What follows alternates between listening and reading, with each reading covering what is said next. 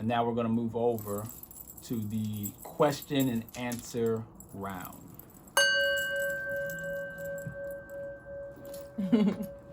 That's going to become my favorite part. Which one did you not answer? I only answered the center one. So make sure everybody, you can either put your questions, in the regular comments like everybody else, or you can put it into this question box if you don't want your name to pop up. So which one did we not answer? These two? Yeah.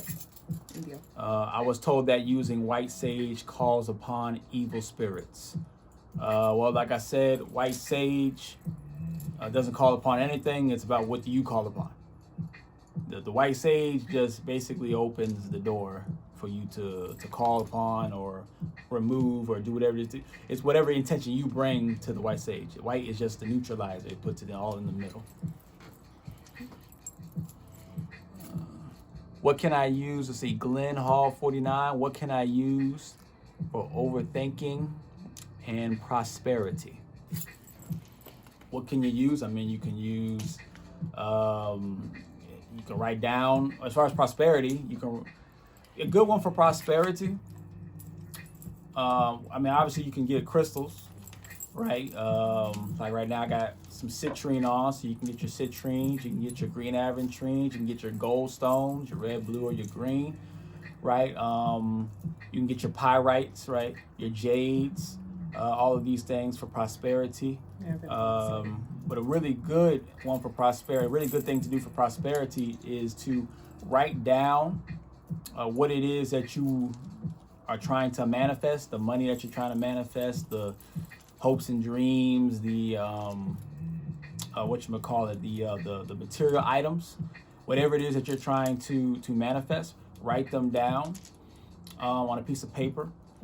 Fold that paper up and put it in your pillowcase. All right, and you sleep on that every night, and that vibrates off of you. And you're dreaming. When you're dreaming, you're going into the spiritual realm when you dream, and you're bringing that with you at that same time, as well as you're vibrating higher because you're in a higher frequency. So therefore, anything around you is going to vibrate higher too. So then, putting that's a good manifestation or a prosperity trick. I think the other part was anxiety. As far as anxiety, the lavender sage. Overthinking. Yeah, or overthinking.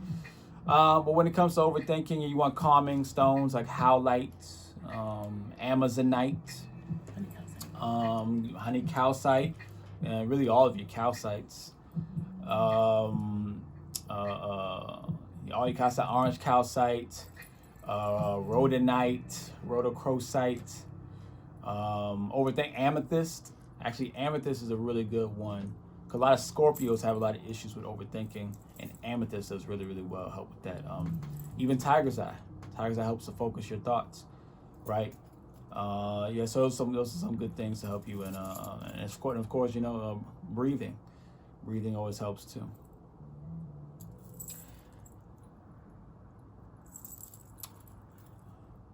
What does prayer oppose to sage? What does prayer oppose to sage? Okay, well, look at it this way. When you go to a Catholic church, they have like these little urns that they're burning and smoking around. In those little urns is sage. Now, in a church, you're praying all the time. But why are they burning sage? They're burning sage because it magnifies whatever your intentions are. It's just a magnifier. It magnifies whatever the prayer is. So you can pray, and your prayer will be very powerful. Now, burn the sage and pray, it's magnified but 2, 3, 4 times more. It just magnifies.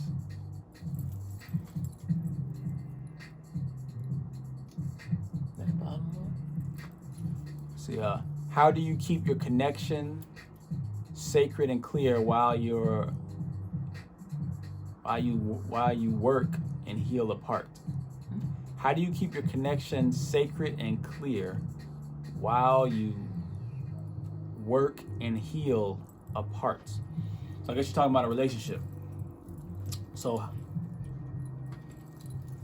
how do you keep your connection, what you said what, sacred? How do you keep your connection sacred? Sacred and clear. while you work and heal apart? Well, you keep it sacred and clear by not building a connection with somebody else while you're working and healing apart. So if you're connecting with somebody else, you are now tainting your connection. You are clouding your connection. So I mean, that's a pretty easy one. I think that we all know. Like, you know, so like when people have like breaks in their relationship, and then you hook up with somebody else, and then you get back into the relationship, you know, a week later, a month later, whatever, you just desecrated that connection. You just created a cloud in that connection, right? So it doesn't matter. People that said, well, we were on a break, we weren't together. Like, yeah, you weren't. But if you're on a break, that means you still are together in some type of way. You're still saying that we're connected in some type of way. You're going to break for the purpose of regathering yourself to come back. That's the purpose of the break. You can't regather yourself if you're not pouring yourself into somebody else, or they're pouring stuff into you, and then you bring that back. You know, it's just going to cause, if it was already cloudy to begin with, now you just brought more clouds into it. So it doesn't make sense to do that. Let's see, Glenn Hall, how do I get over abandonment from a marriage of a narcissist? I get very emotional about how he walked out on me. I do pray and seek God for breaking free. Excuse me, how do I get over abandonment from a marriage of a narcissist? Okay, well, one, you have abandonment, right?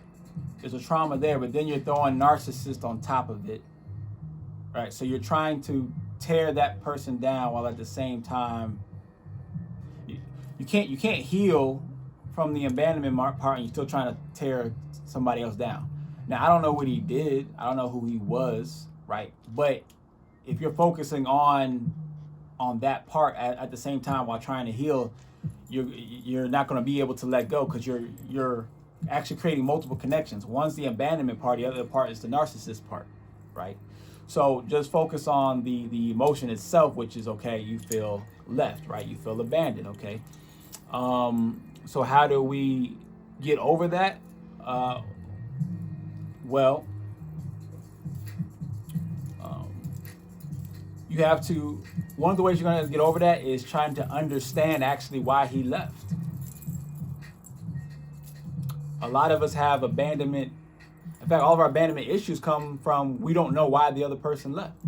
It's really, that's the issue. If we knew why they left, we would have some closure to them leaving, and then we could move forward. Because either it was our fault, and we know, okay, we need to fix something, or it's their fault, and we can accept that and say, okay, well, I'm gonna move forward. That was them, that's on them. There was something wrong with them, right? But if you can't seem to let go of the abandonment, then you don't know whose fault it is, right? So then there's some work that needs to be done to find out, you know, why the abandonment happened, right? Now on a spiritual level, right, there's like spiritual contracts that can be broken. There's exercises that can be done. There's changes in your life that need to happen. New goals need to be set, things like that. A new understanding about maybe relationships and about family and things like that. A lot of things need to be worked on. But the biggest thing is, number one, understanding. Well, one, letting go of whatever names, labels you're trying to put on him, and just say, hey, that person left me. Because when you attach the name on the label, you are attaching more strings of your heart to that person. So let go of the labels and you say, okay, this person left me, we left, they left, they abandoned. Okay, I'm dealing with the abandonment part. Now try to figure out the why part. And you may need help with that. You may need someone to talk to. You may need to talk to me. You may need to talk to Dublé. You may need a session. You may need to go to a therapist. You may need to talk to a family member. I don't know. Like, maybe you need to write it out, but you need to find out why. And then there's also other spiritual techniques that can be done.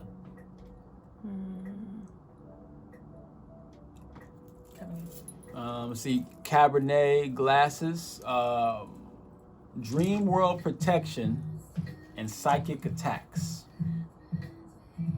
Well, like I said, the black lavender sage will help with that. The stone called jet, it's a black stone. It looks like obsidian, but if you pick it up, it's really, really light, like amber.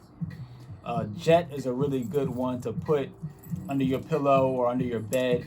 It's specifically there to protect you in the dream world and while you sleep, and from like psychic attacks. You can use other stones too, like the amethyst, or like maybe, you know,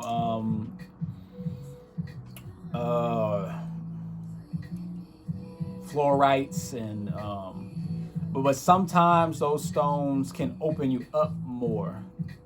Because it's a quartz. An amethyst is a type of quartz, and quartz automatically it has an opening up type of effect. Fluorite, I think, kind of is in that quartz family too. So like that can be kind of tough sometimes. But with jet though, you're good. Obsidian, black obsidian, you're good. Onyx, black tourmaline, you're good. But jet though is specifically for the dream world.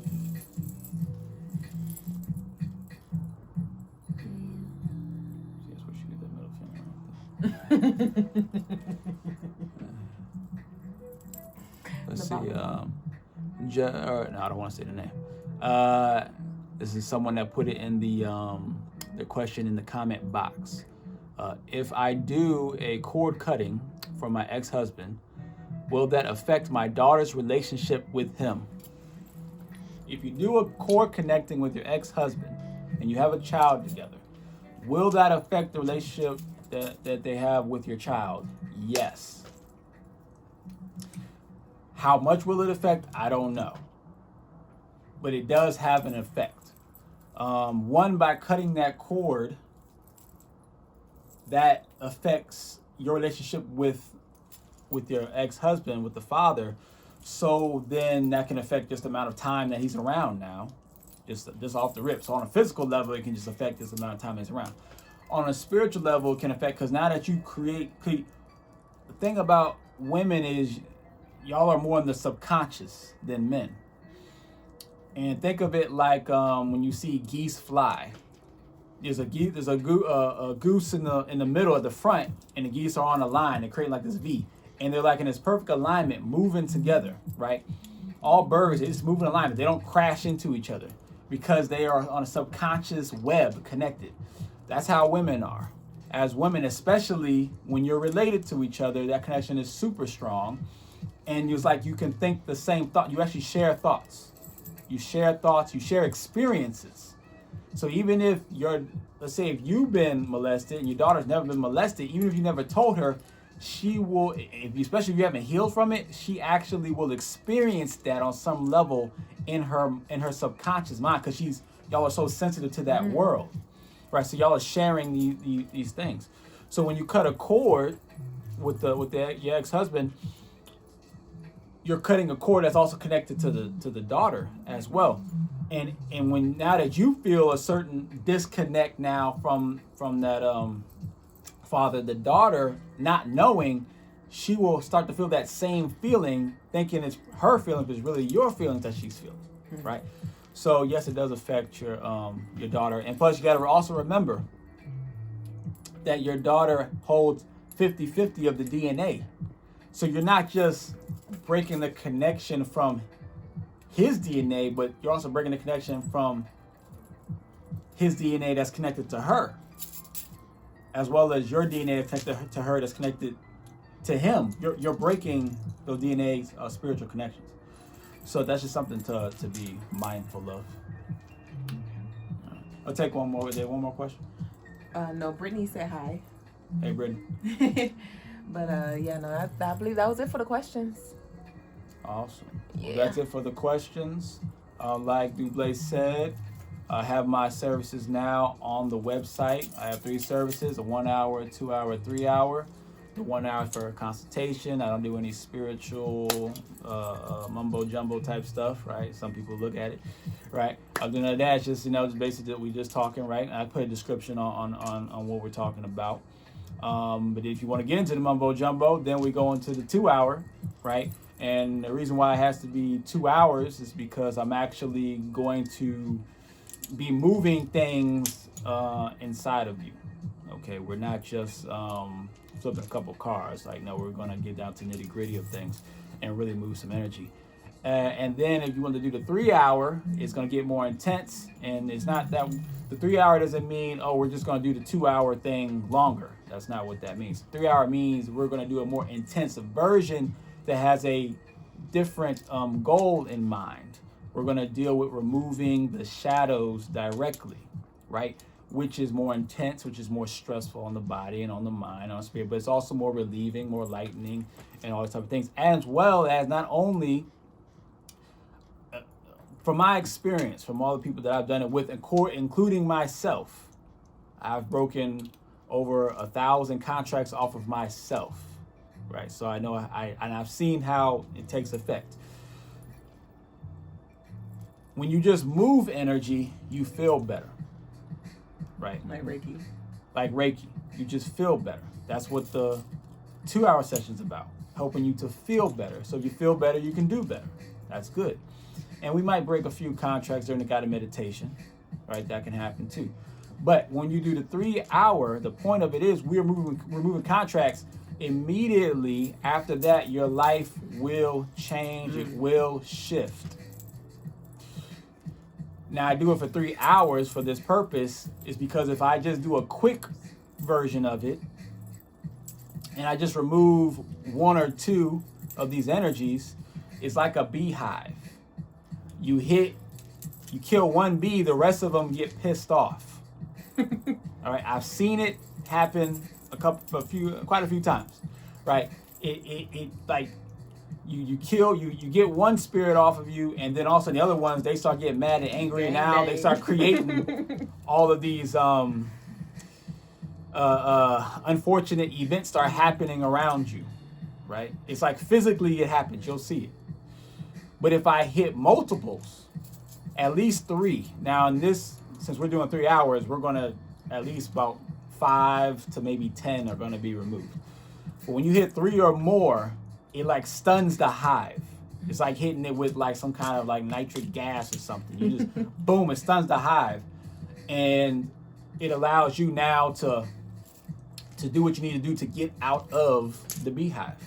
Right, we're trying to get you out of the beehive. But you gotta stun the hive. If you just kill one, you're gonna piss them all off. They start stinging you, it's not gonna be fun. If you stun the hive with getting a bunch of them out, a bunch of these spirits out, then you're able to move forward. And then what happens is you'll start seeing things shift in your life. Money starts to come in, or people move out the house that were bothering you, or a new job opportunity, or a new relationship comes in, or old relationship gets rekindled, or like, it's like, I never know what's gonna happen, but it happens within usually a day or two. Literally like a day or two, it's like people telling me this happened, that happened, like, you know. I know the shifts that happened for me doing it. It's a lot. It's like, that's why I'm here doing this, is because of all the contracts I've broken. I'm still seeing residual effects from all those contracts I broke in that 1 year that I was just going crazy with it. I got a quick little testimony. It was a while ago. He had broke a contract with me that I had because I was like in isolation from my family, from my mom and my sister, and I wasn't talking to them for like a year. And after we did that contract break, I think about a week or so, I was able to reconnect with my family again, and we've been tighter ever since. So I didn't realize that. I did notice that they got back together, but I didn't know. That was in I didn't know. I didn't. Yeah, because when I broke those contracts, I was early in our relationship. It was like first like month or 2. Right. So I didn't really know all the details of her life like that at the time. But now I'm finding out like what happened after some contracts were broken, using these techniques, right? So yeah, there you go. I see.